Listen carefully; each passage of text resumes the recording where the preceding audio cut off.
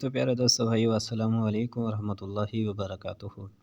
امید کرتا ہوں کہ آپ تمام حضرات بھائی بہنیں خیریت سے ہوں گے، وافیت ہوں گے۔ تو سبق شروع کرتے ہیں حدیقۃ الادب پارٹ 1 کا 24واں سبق فی المطار، اس کا ہم نے اردو ترجمہ کر لیا تھا۔ تو ابھی ہم اس کی ایکسرسائز کرتے ہیں، ٹھیک ہے؟ ایکسرسائز کرتے ہیں اور اس کی تمرین اور اس کی مشق کو جلدی سے ہم حل کرنے کی کوشش کرتے ہیں۔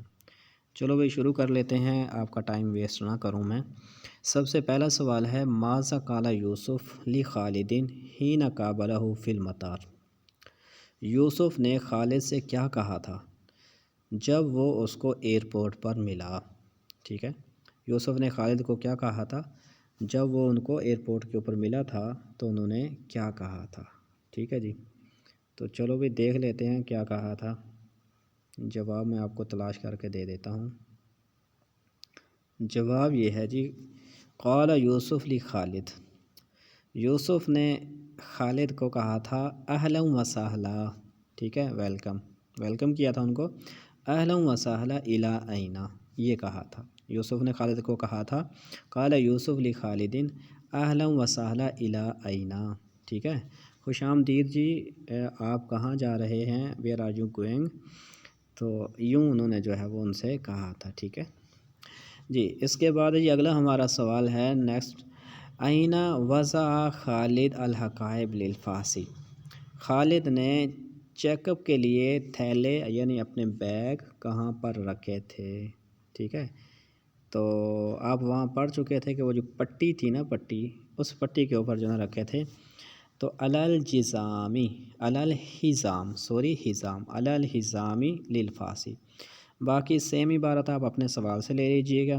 وضع خالد الحقائب، یہ سارا سوال سے ہی ہے۔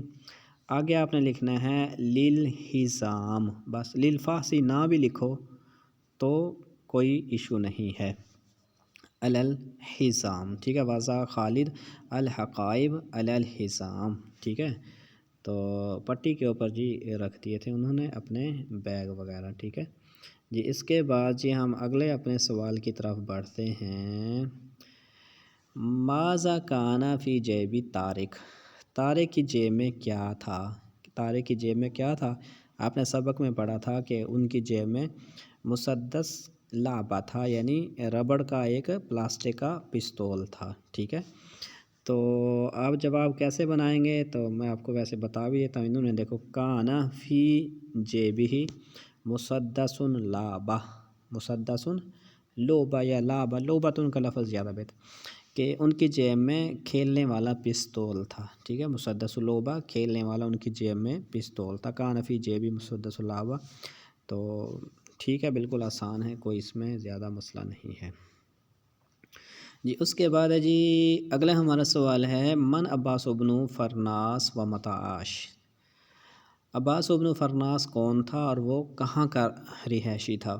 آپ پڑھ چکے ہیں کہ ہوا اساطیر العلم والادب، وہ علم و ادب کی ایک بہت بڑی داستان تھے اور وہ اندلس شہر کے رہنے والے تھے، ٹھیک ہے، تو چلیں اس کا جواب ہم دیکھ لیتے ہیں۔ انہوں نے ایک جواب دیا ہے اچھا سا، ہوا عالم عربی، ٹھیک ہے، ہوا عالم عربی مسلم من اہل الاندلس، ٹھیک ہے، ہوا عالم عربی مسلم من اہل الاندلس وعاش فی القرن الثالث للہجرہ، ٹھیک ہے، وعاش فی القرن الثالث للہجرہ، یہ جواب زیادہ بہتر انہوں نے دیا ہے جو یہاں خلاصے میں لکھا ہوا ہے، ٹھیک ہے۔ اس کے بعد یہ اگلا ہمارا سوال ہے ماذا فعل عباس ابن فرناس، عباس ابن فرناس نے کیا کیا تھا؟ عباس ابن فرناس نے کیا کیا تھا؟ تو بھئی انہوں نے ایک بہت بڑا کارنامہ سر انجام دیا تھا، جو امریکہ کے دو بھائی بھی انہوں نے بھی کیا، لیکن ان سے 1000 سال پہلے عباس ابن فرناس نے ایک بہت عظیم کارنامہ سر انجام دیا۔ تو کیا کیا تھا؟ سان ابن فرناس لنفسہ جناحین من الحریر، تو اس نے ریشم کے اپنے لیے 2 پر بنائے تھے، وصعد فوق مرتفع، پھر وہ بلند جگہ کے اوپر کھڑے ہو گئے، ایک لینتھی جواب بنایا ہے انہوں نے، تو خیر اس کو آپ کسی طرح کلوز کرنا چاہیں تو کر سکتے ہیں، نہیں تو پھر وہی کریں یاد، پھر اسی کو اللہ ہی خیر کرے۔ साना इब्न फरनास लिनफ्सिही जनाहैन मिनल हरीर वसाइद फ़ौक़ल मुर्तफ़ी वक़फ़ज़ा फ़िल जव्वी फ़तारा फ़िल फ़िज़ा मुसाफ़तन बैद अनिल महल्लि लज़ी वक़फ़ फ़ौक़हु वलाकिन्नहु लम यफ़तिन इला अहमियति ज़ैल फ़हवा इलल अर्ज़ व असाबहुल अज़ा। ठीक है जी। तो अगर आप इसका थोड़ा और सिंपल बनाना चाहें तो आप यूँ कह सकते हैं कि अब्बास इब्न फरनास हुआ अव्वलु रजुलिन अल्लज़ी तारा फ़िल जव्वी बिजनाहैनि मिनल हरीर, बिजनाहैनि मिनल हरीर। ये जवाब भी आप कोट कर सकते हैं। इतने लंबे चौड़े चक्रों से बचना आप बच जाएँ। ठीक है।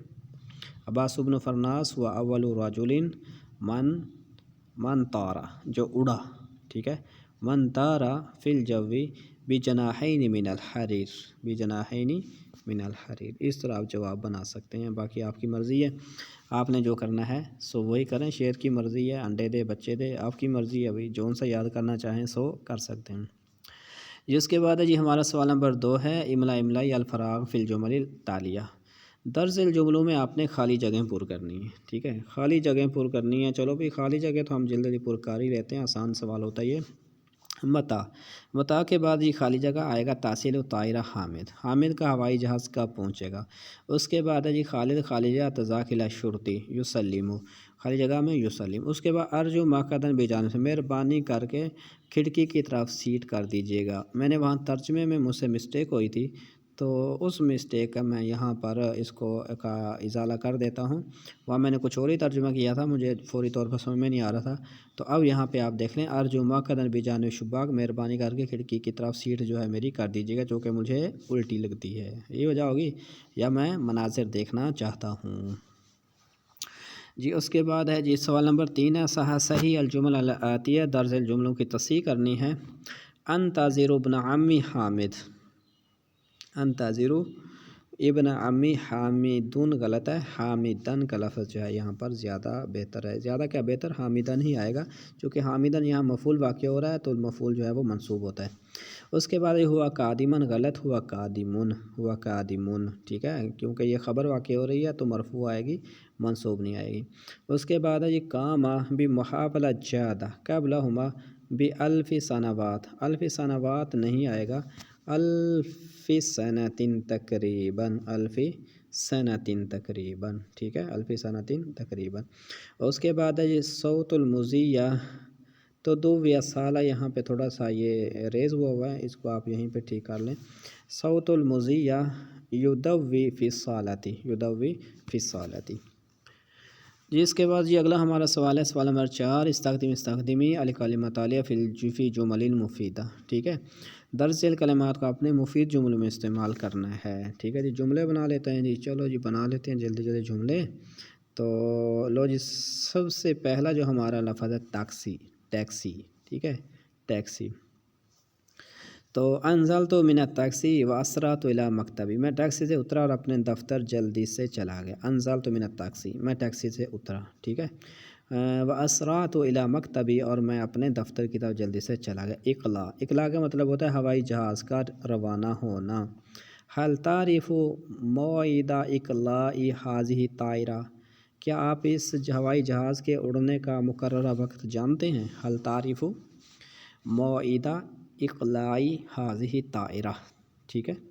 उसके बाद तज़ाकिर टिकट, ला तुसाफिर बिदून तज़ाकिर, इन्होंने फ़िल कितार लिखा हुआ है, कहीं किसी भी जगह पर फ़िल सिर्फ गाड़ी में नहीं बल्कि किसी भी चीज़ में अगर आप सफ़र करते हैं तो सबसे पहले इन फर्स्ट आप जो है किराया दें और उसके बाद टिकट लें और उसके बाद सफ़र करें, तो ये ज़्यादा बेहतर और मुहज़्ज़ब तरीका है।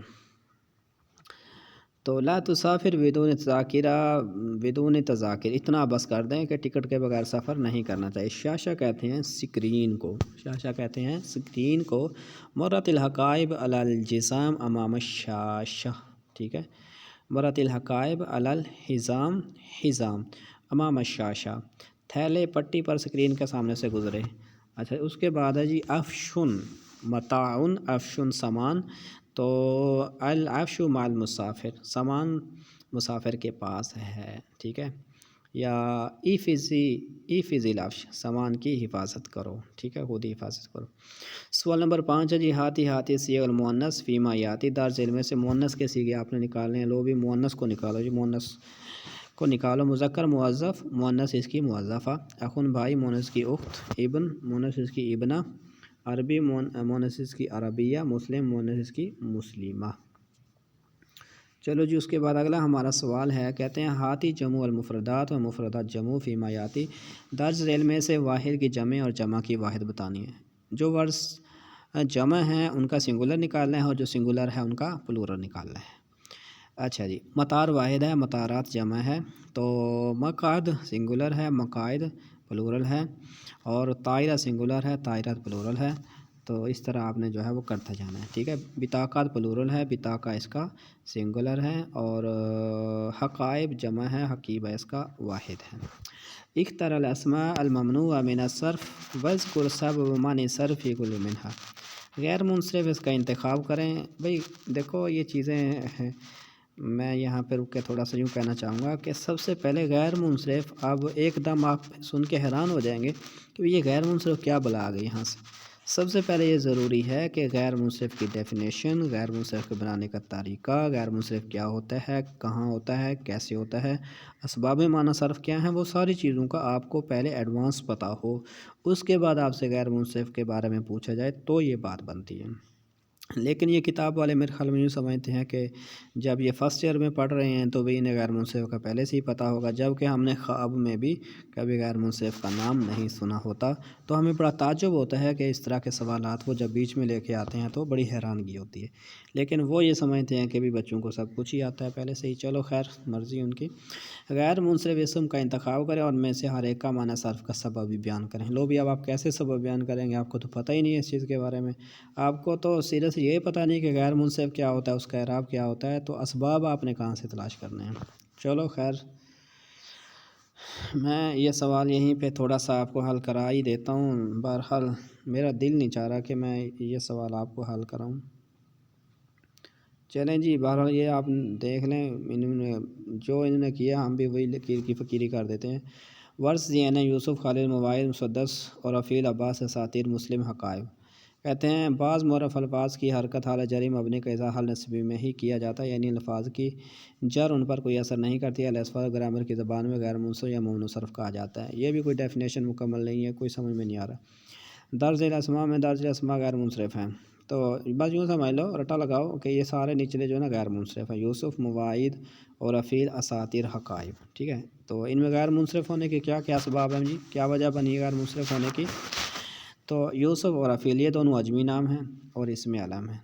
ایسے اسم جو اسم علم کے زمرے میں آتے ہیں اور عجمی بھی ہوتے ہیں، یعنی اصل عربی نہیں، وہ غیر منصرف کہلاتے ہیں۔ خیر کر لو بھئی یاد۔